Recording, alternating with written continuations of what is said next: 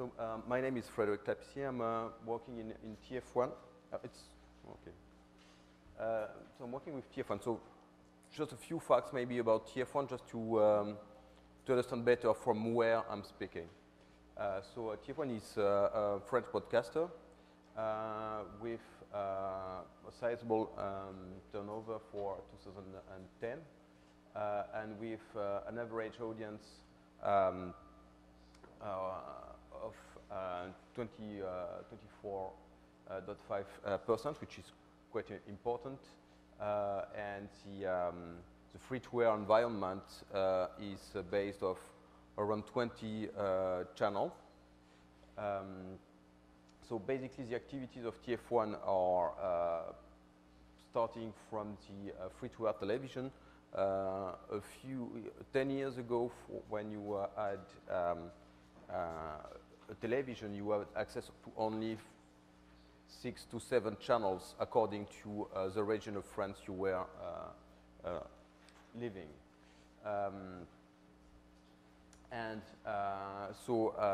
Then came the revolution of digital. Okay, it's going by itself. Huh? It's okay. All right. It's alive. Huh? Okay, and we had to adapt to these new opportunities brought by the digital. So first of all, there's been the digitalization of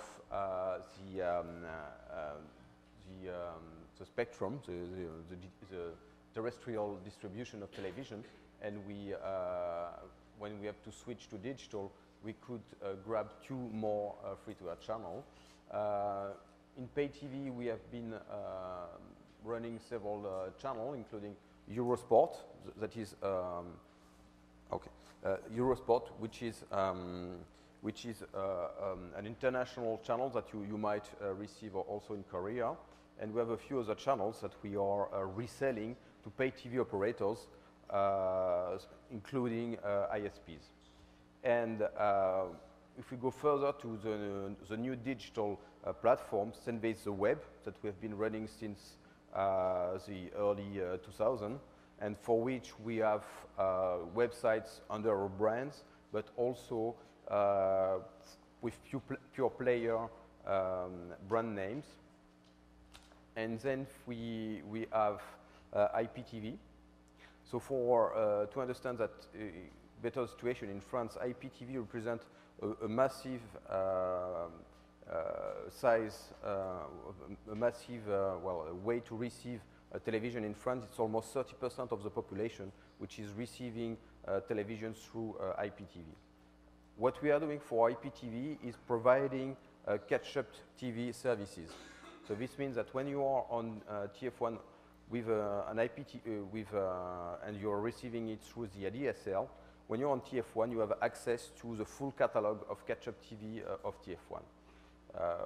What's interesting is that this offer is a B2B contract with the operator, which means that we get money from the operator to make available catch-up TV to their subscribers.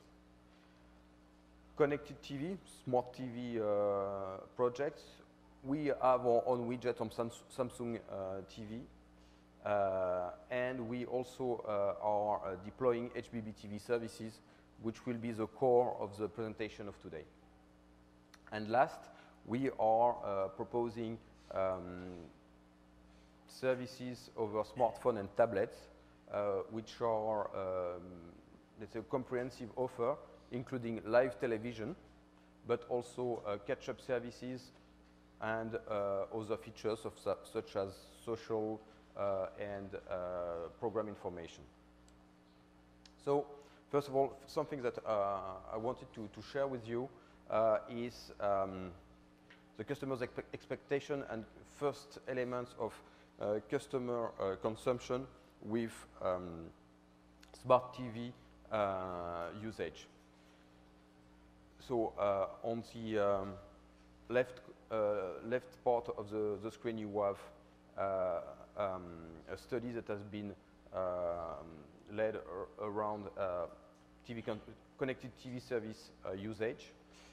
And the right part of the screen is more about a panel of internet users that has been done to understand better what are the expectations from connected TV services.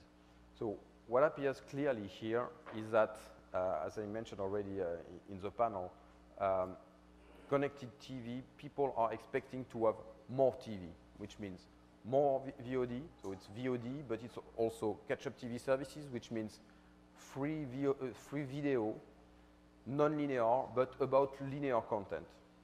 And I think this is quite interesting. Of course, there are plenty of other services that people are expecting. You can see that you have user-generated content, which has been the feature number 1 that has been put into the smart TV services. But we see that catch-up TV is really the feature that rates the most. From a broadcaster point of view, when we have to address these devices and to think of which kind of service we want to provide for either IPTV or any of the top devices, we have to understand very well what is our aim and what's our environment and the conditions of the market about that. And what's really striking for us is that it's a very fragmented market. For IPTV, it's already a few providers. In France, we have 4 big providers for IPTV, which means already 4 different environments that we have to address. But the good thing is that, first of all, you are addressing the whole basis of subscribers of the ISP. And second, that it's a managed platform with capacity to do software updates and to address easily the whole basis of subscribers. Second, and this is also interesting for us, is that there is another trend with IPTV, is that the set-top box, there are more and more elements that shows that set-top box could be integrated in the home gateway, which would give more room to smart TV to be connected to the gateway and be the ultimate terminal with which the end user will interact to have access to online content. If we go to over-the-top devices in which we have to put, of course, connected TV and smart TV, and also potential disruptive newcomers such as the Google TV and Apple TV, we are here in a more complex and a more threatening, at least for a broadcaster, world. So there's plenty of platforms. You have almost as many platforms and as many marketplaces as you have brands of the TV sets, and all of them are running proprietary solutions. Proprietary solutions for broadcasters are already raising a number of issues. First of all, it creates a fragmented market, which means that it's drastically increasing development costs. And so this is the initial investment. So you have to make an initial investment for any new marketplace that's appearing on the market, unless you might miss a part of the smart TV market. We've at the beginning a very low penetration because it's based on sales for every year. And then once you have built this application, after this first investment, you have to maintain the workflow to feed this platform. And this also means that as many platforms you have, as many workflow to maintain you have.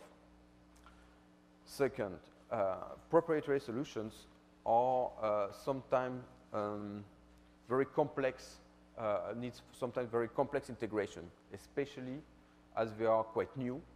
And you, when you are a broadcaster, you have to enter this phase where you test with the engineers that have developed the environment of development. And sometimes it can be very complex and very long to have your service on air, and could take really months. And we had experience where for some part of the service we are proposing on some proprietary platforms, it took us more than 1 year to have the service available to the end user before the moment where we first started the development and the moment where the service was available to the end user. And last, you have also approval process. This is a partnership with a CE device.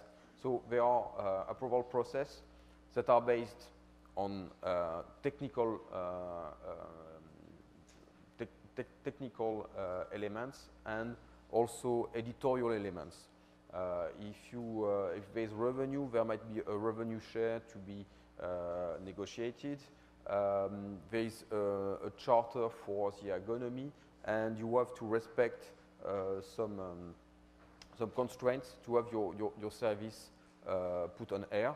And this also takes time with back and forth. This, at the end of the day, this was one of the reasons why we decided that it would be very important for us to develop a standards that any CE device could implement. So it was more than 3 years ago where the French broadcaster decided to create a new standard that had to cope with some conditions.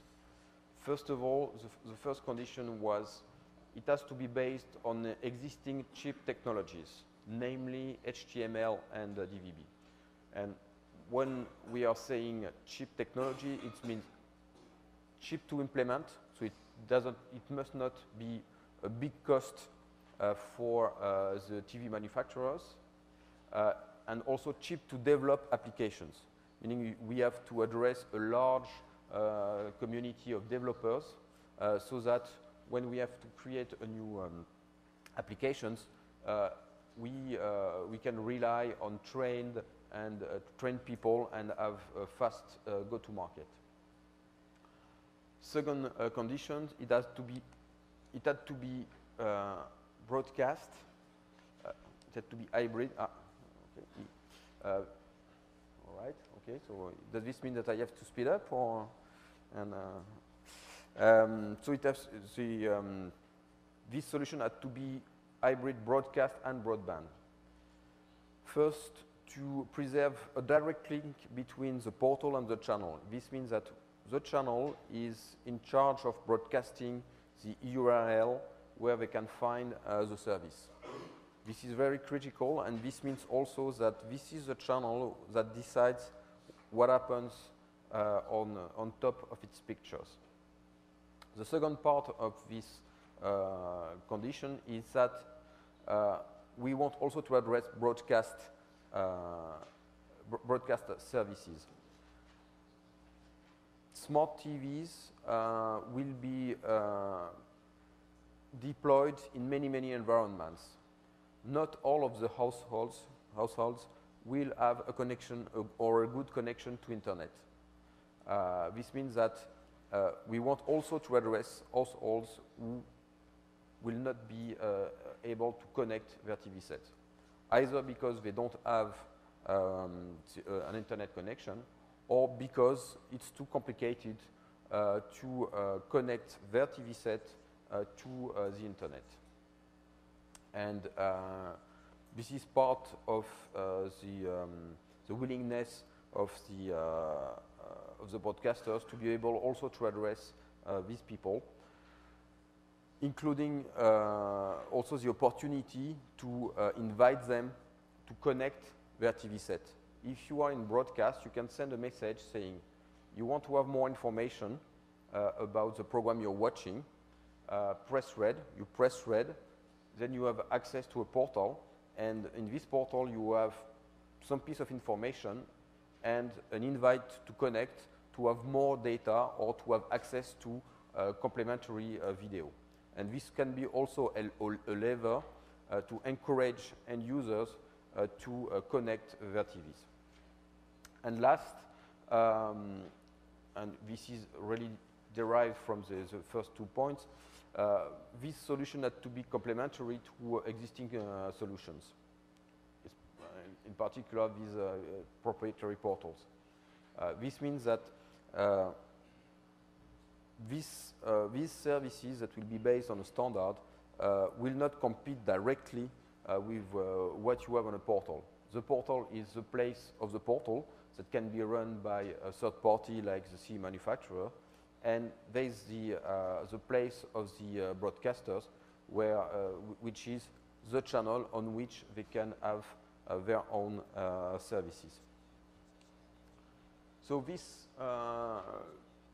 approach had resulted in a heavy work from various partners, and which resulted in a standard that has been validated last year by HC.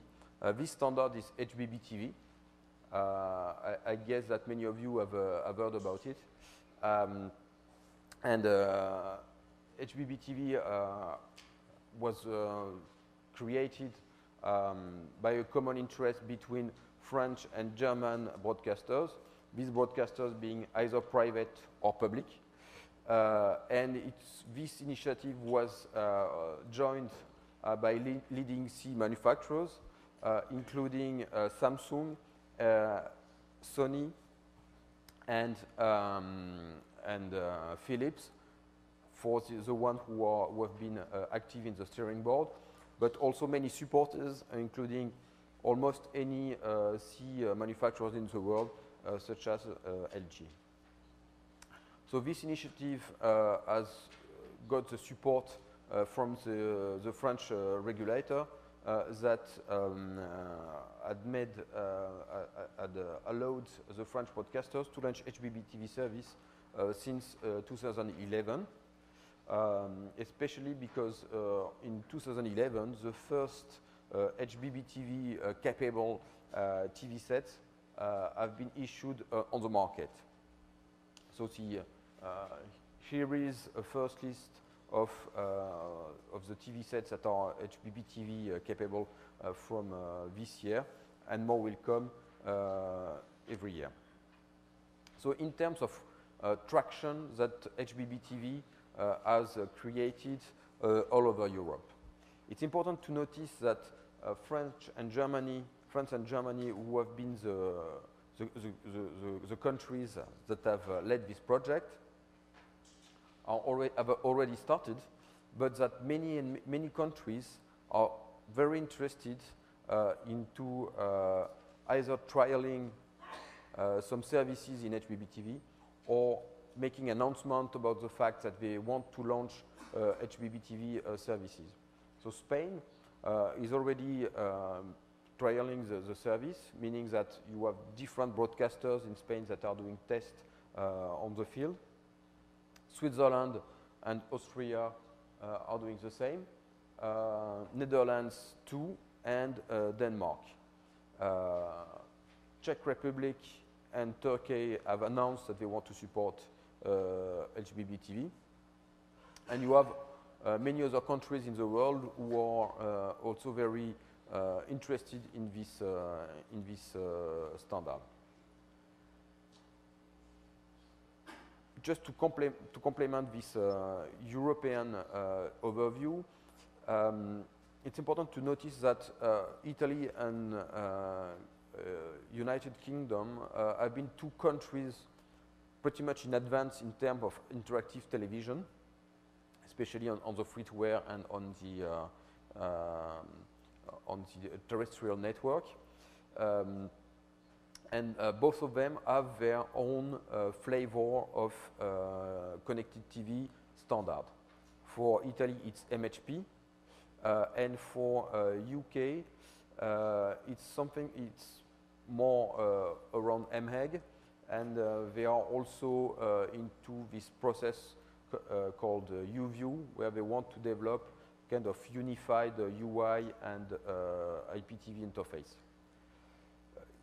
It's to be noted that UK, which is already involved in already 2 projects of standardization, is also going to support HbbTV for many of its operations, this is already the case for their free-to-air satellite, and they are looking at integrating it into their UView project. So we see that in Europe, the broadcasters have been very concerned and proactive regarding the standardization of connected TV. All these different broadcasters have bodies that are representing them and that are talking to each other, and there are several opportunities either led by the European Broadcaster Union or other opportunities where they are gathering and discussing how to harmonize these different initiatives. So now we have spoken about HbbTV. The next step after HbbTV is the harmonizing of DRM.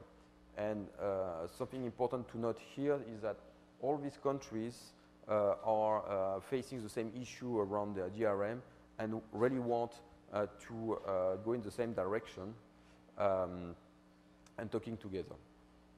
So now we'll make a focus on France, where we are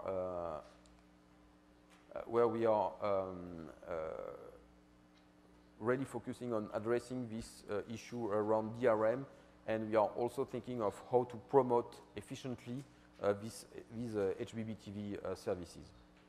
So first of all, a few key elements about France. France is a country where people get massively the television from terrestrial. So it's, in terms of equipment, 60% of the population has a way to receive television with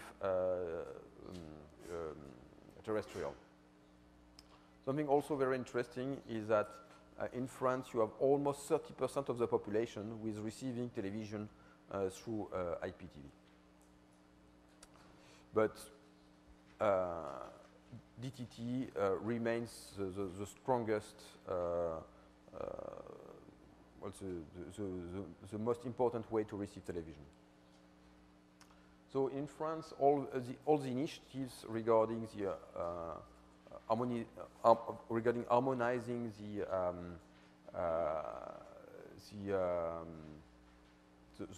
the profiles of the standards and getting everybody getting a consensus from the whole industry to make new projects is led by HD Forum, which is an association of all the the TV industry players, including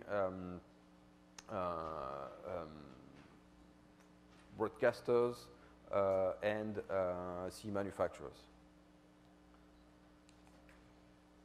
So how do we want to launch these new services? First of all, we want to create a new brand that we call TNT 2.0. This brand is based on the existing brand, which is TNT, which has a very high awareness amongst the public.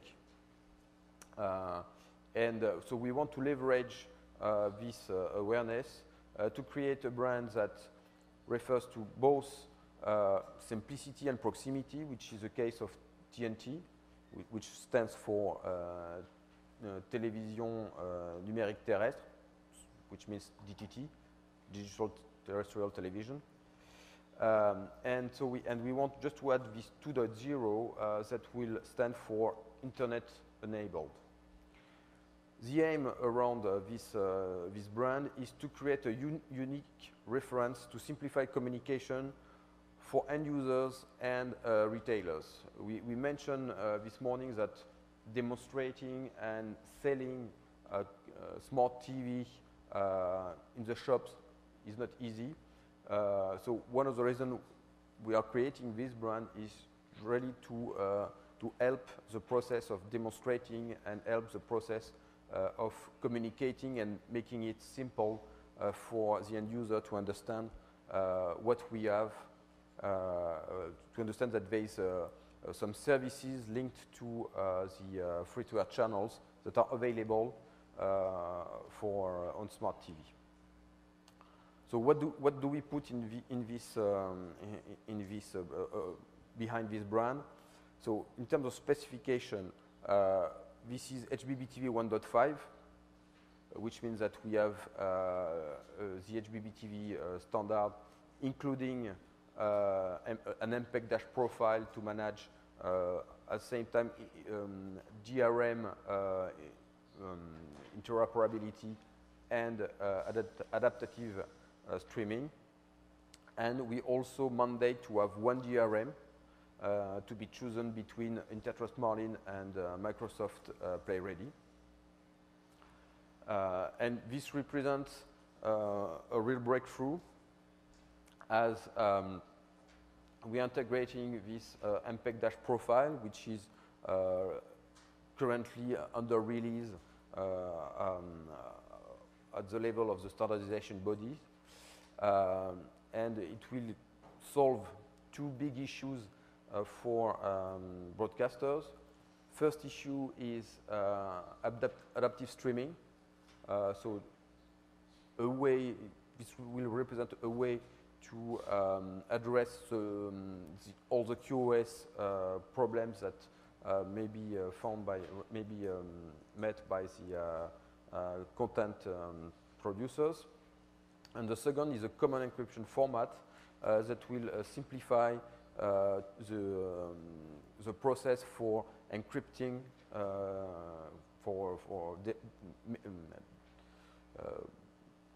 putting a DRM on the content.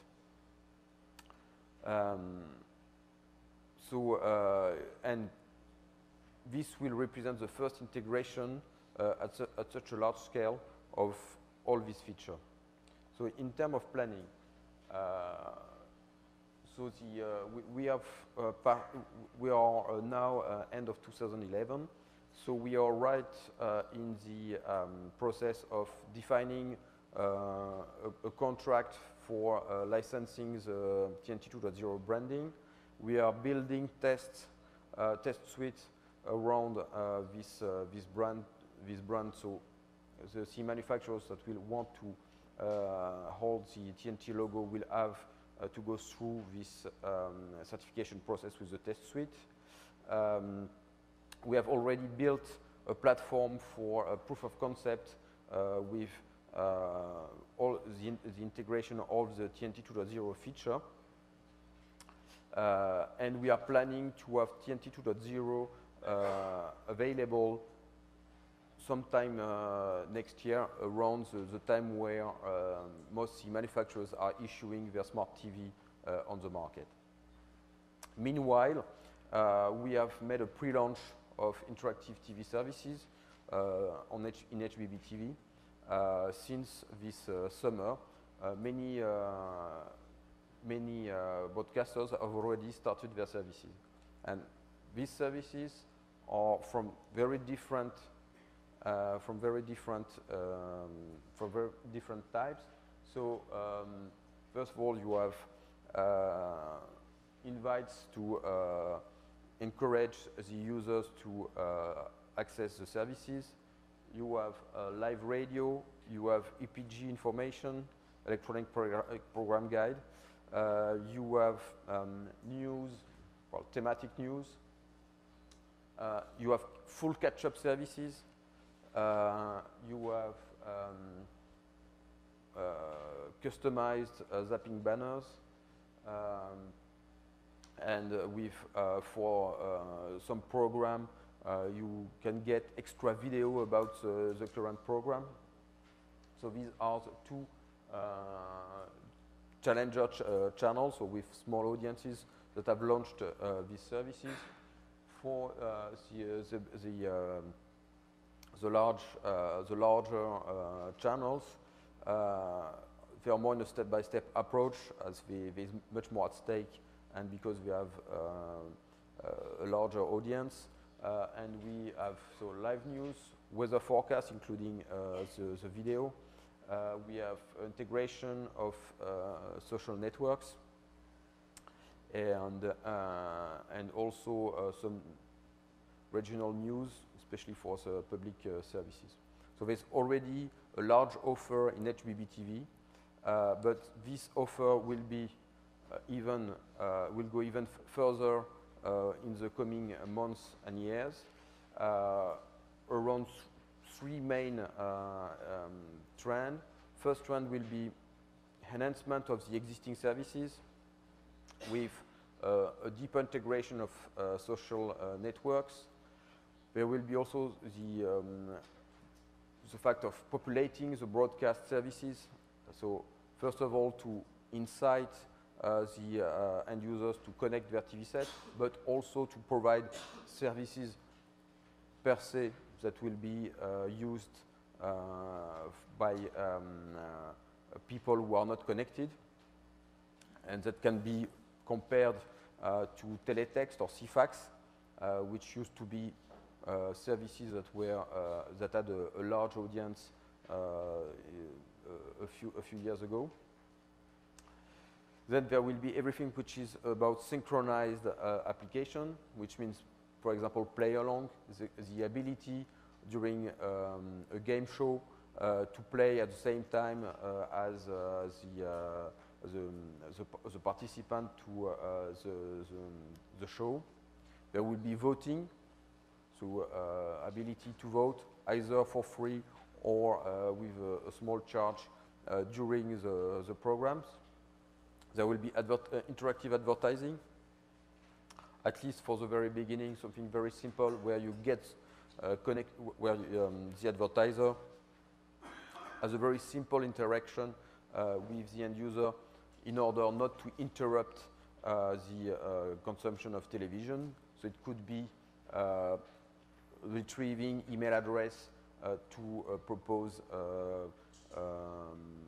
couponing or extra information, and so on. Then will come also the service that will be made possible because of the DRM. So this will include VOD, I mean transaction VOD, so the ability to have a full catalog and that people will be able to purchase in a kiosk mode. There will be subscription VOD with extra services around extra programs, either very generally for general purpose like Netflix, or very thematic for specific audience. And there will be also ad-supported premium video because, for example, in catch-up, you can't do US series catch-up TV, for example, if you don't have a DRM, because then you will be in infringement with the contract you have with the US studios. So that's it for connected TV in itself. If we have a look for what will happen just after, first of all, there is an important trend that can be seen in the CE market. It's about remote control. So it's a very simple device that has not much evolved for many years in the CE industry. And there's two kind of opposite trends. One is for simplicity, so meaning that on the remote control you get less and less keys, and this is replaced by new ways to interact with the TV. Could be a gyro, could be just like the Wiimote of the Wii game console, or could be, or for example, you have here the remote of the Apple TV, so with a very limited number of options. The other trend we see is that you get more options through the digitalization of the remote control. So either your remote become a tablet or your tablet become a remote. This means that more and more the manufacturers, and here we have the example of Samsung, who had created a remote that was a touch screen to propose more options. So here we see that the tablet could play a more and more important role with the TV consumption. And here we have a few interesting elements. It's the fact that while people are watching TV, they are also having a second screen where they are performing a number of interesting actions.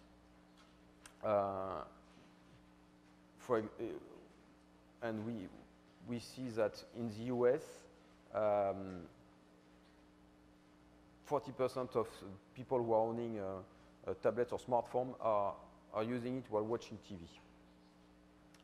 Video and news are the most used, and this appears here. Here we have some data about the usage of tablet and smartphone during watching TV. So you have really the basic function. At first, what's rating is the basic functions of a smartphone, of what you can do with a smartphone and or a tablet, which is more or less about email and general browsing.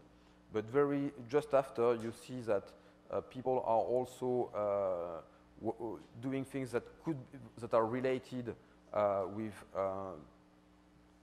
TV in general. This is light blue arrows, and people are also doing performing actions that are directly linked to what they are watching. This is dark blue arrows, and so we see that there is an interesting synergy between the second screen and the TV screen. So I think this is a major trend that that broadcaster will have to address quite soon from beginning of next year. There have already been a number of trials. This is enhanced live programming. So there has been a tablet application for iPad with Grey's Anatomy that was done by ABC. And there were some audio tags that the user couldn't hear that were broadcast during the show, and that was triggering some new some events on the application, and gave you voting, quizzes, or just extra information about the shows that you are watching. So this is for enhanced programming, and this was synchronized. And the other one is play along. So Fox had created an application on a tablet where you could play at the same time as the participant to the show. So this is more in a mode where the TV is triggering events on the tablet, but there's also the other way around, where this is what you are doing with the tablet that's influencing what you're watching. And there's a very interesting initiative in the UK called Z-Box, where they have created an